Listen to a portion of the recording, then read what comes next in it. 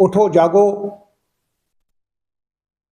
और अपने लक्ष्य को प्राप्त किए बिना मत ठहरो। तो उठो जागो, हम सभी उठते जागते हैं। वृक्ष, पर्वत, सागर, नदियां सब सोते जागते हैं। कहाँ कहाँ कैसे वैज्ञानिक होते हैं, तो वृक्ष कैसे सोते हैं, उसमें कब कहाँ ऑक्सीजन ले रहे हैं, कार्बन डाइऑक्साइड छोड़ रहे हैं, ये बड़ा विषय है। तो जागने का यहाँ पर अभिप्राय जागृत से है। यही जग जामिन जागहि जोगी, वयम राष्ट्र जागृयाम से है। या निशाम सर्वभूतानाम तस्याम जागृत संयमी से है। जो संयमी व्यक्ति है वो उठता है, वो जागता है।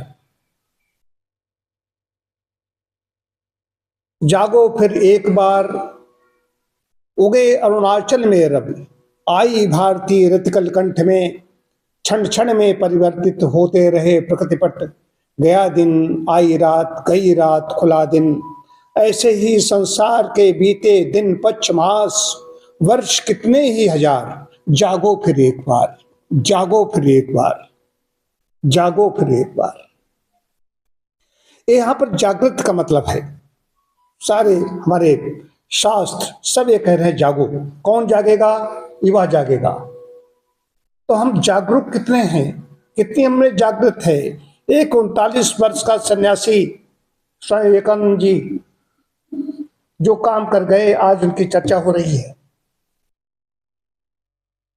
कितनी बीमारियों से पीड़ित थे वो, यौवन काल में ही निधन हो गया।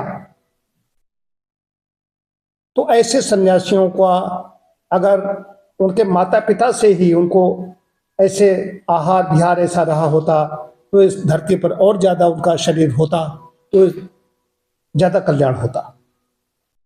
तो जागेगा कौन? हम चिकित्सक हैं जो स्वस्थ है, इनका स्वास्थ्य अच्छा, नेतृत्व की बात कर रहा हूं। नेतृत्व कौन करेगा? निर्णय लेने की जिसमें क्षमता होती है वो अच्छा नेता बनता है, लीडर बनता है। किसी नेता स्वास्थ्य में हो सकता है, कोई स्वास्थ्य का, कोई टेक्नोलॉजी किसी भी विषय का हो सकता है, कोई राजनीति का हो सकता है। अलग अलग नेतृत्व करने की क्षमता होती है। निर्णय नहीं ले पाता है वो कैसे करेगा? जो निर्णय अपने बदलेगा, बहुत लोगों ने अपने निर्णय लिए होंगे, 1 जनवरी से व्यायाम करेंगे, 1 जनवरी से अपनी फिटनेस पर हम ध्यान देंगे, हम रोज सुबह उठेंगे, रोज अध्ययन करेंगे, रोज ये करेंगे, व्रत लिए होंगे। पहले शुरू किया, नए साल में हम शुरू करेंगे, फिर रजाई के अंदर घुस गए। तो संकल्पशील नहीं है। बात युवाओं की हो रही है। आज ये राष्ट्रीय युवा दिवस है, तो युवा जो संकल्पशील नहीं है, जिसमें निर्णय लेने की क्षमता नहीं है, वो अपने को युवा कहना बंद कर दे, वो युवा नहीं है। संकल्प ले लिया। और प्रेरणा कैसे मिलती है? युवाओं से। मैं यहां पर एक जिक्र करना चाहूंगा, अरुणिमा सिन्हा, बड़ा नाम है, वो नेशनल वॉलीबॉल प्लेयर, दिल्ली से चलती है, परीक्षा देने के लिए कहीं लखनऊ या कहीं आ रही थी। बरेली में कुछ दुष्टों ने, बदमाशों ने, डकैतों ने उसकी चैन छीननी चाहिए, बाकी लोगों से उन्होंने मांगा, उन्होंने दे दिया, उसने नहीं दी, उसको उठा करके फेंक दिया ट्रेन से, ट्रेन से उठा करके फेंक दिया। अब उसके साथ में आप सोचिए, वो नीचे चली, तड़प रही है, चीख रही है, उधर से दूसरी तरफ ट्रेन आ रही है, उसका एक पैर पड़ा था दूसरी लाइन पर, ट्रैक पर, दूसरी तरफ से ट्रेन से उसका पैर भी कट गया। जब पैर कट गया तो वहां पर चूहे हुए जो थे ऐसे कुतरने वाले, उसके पैर को कुतरने लगे। उसके बाद दिन में किसी ने देखा, कोई देखने वाला नहीं, उसको एम्स में भर्ती कराया गया। भर्ती कराने के बाद में डॉक्टर ने कहा अब तो ये विकलांग, टांग काट दी गई उसकी। उसके बाद उसने कहा कि मैं घर पर आई, उसने कहा कि मैं माउंट फतेह करूंगी, माउंट एवरेस्ट की चढ़ाई करूंगी। तो लोगों का कभी नहीं कर सकता, ऐसे नहीं कर सकते, तुम कैसे कर सकती है? उसने ये अप्रैल 11 की, अप्रैल 11 में इसलिए कह रहा हूँ, 11 की घटना बहुत बड़ी घटना है। 11 में मैं अन्ना के साथ मेंशन पे बैठा था जंतर मंतर पर, तो 11 वो है, 11 में उसके साथ घटना घटी। और 13 आते आते उसने माउंट फतेह किया। आप गूगल कर लीजिए, गूगल करोगे तो पाएगा, उसने अरुणिमा सिन्हा ने माउंट एवरेस्ट की चढ़ाई की, और उसका बड़ा मतलब कि वो बहुत बड़ी मतलब कि युवा नेत्री उभर करके आई, उसका जाना माना नाम है, लिखोगे अरुणिमा सिन्हा अपने आप ही आ जाएगा। तो ऐसे जिनके अंदर संकल्प शक्ति होती है, ये युवा हैं, राष्ट्र को दे करके जाते हैं। हम कोई भी काम करते हैं, आज हमने व्रत लिया तोड़ दिया, व्रत लिया तोड़ दिया, तो संकल्पशीलता, व्रत ले लिया, या तो संकल्प लेंगे नहीं, संकल्प ले लिया है फिर विकल्प नहीं ढूंढेंगे, हमने संकल्प ले लिया तो ले लिया। ये होना चाहिए जिनके जिनके अंदर ये है, उनकी वय कितनी भी हो, कैसे भी हो, वो सब युवा है।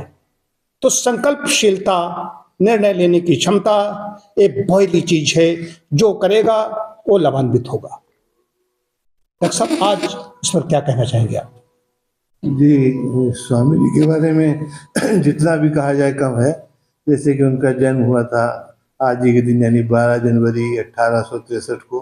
वो 39 वर्ष की अल्पायु में वो चले गए। ऐसे ऐसे सिद्धांत प्रतिपादित कर गए, भारत का गौरव विदेशों में बढ़ा गए कि उनके बारे में जो कहा जाए कम है। कुछ घटनाएं उनकी 2-3 हम बताते हैं।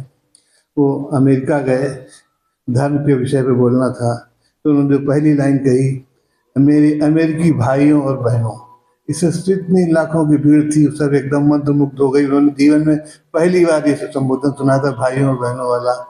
सब लोग उनके अनुयायी हो गए, बहुत उनको इज्जत मिली।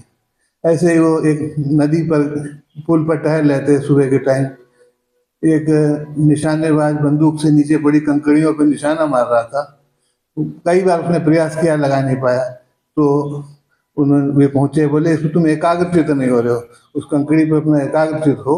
मैं बोले तुम क्या कर लोगे, कभी चलाई? बोले नहीं। बोले तुम बता दो कैसे चलती है, मार देंगे। तो एकाग्रचित होकर उन्होंने निशाना लगाया, कंकड़ी को एक बार में उड़ा दिया। बहुत प्रभावित हुआ और इनसे, इनके विचारों से उसने प्रेरणा ली। ऐसे एक और घटना थी इनकी कि ये सिर पर पगड़ी बांधे भारतीय वेशभूषा में और जा रहे थे।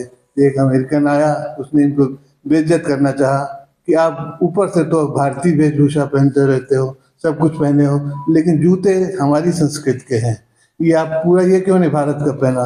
उन्होंने कहा आपने बिल्कुल ठीक प्रश्न पूछा, इसका उत्तर ये है कि भारतीयता सबसे ऊपर है और आपकी सभ्यता की चीज़ें हमारी, मतलब हाजिर जवाबी उनमें बहुत थी। ऐसे ही एक इंग्लैंड की महिला उनसे बहुत प्रभावित थी। उसने कहा कि महाराज जी, हम आपसे इतने प्रभावित हैं कि हम चाहते हैं आपके जैसा पुत्र हो, तो हम आपसे विवाह करना चाहते हैं। तो इन्होंने उनको माता कह के संबोधित किया कि आप जानती हैं कि हम ब्रह्मचारी हैं और किस सेवा में लगे हुए हैं, तो हमको को पुत्र मान लीजिए, हम आपके पुत्रवत कार्य करेंगे। तो इतनी प्रभावित उनके चरणों में गिर गई कि आप जैसा देश व्यक्ति जो है समाज को सुधार सकता है। इस तरीके से हमें उनके जीवन से प्रेरणा लेने की चाहिए।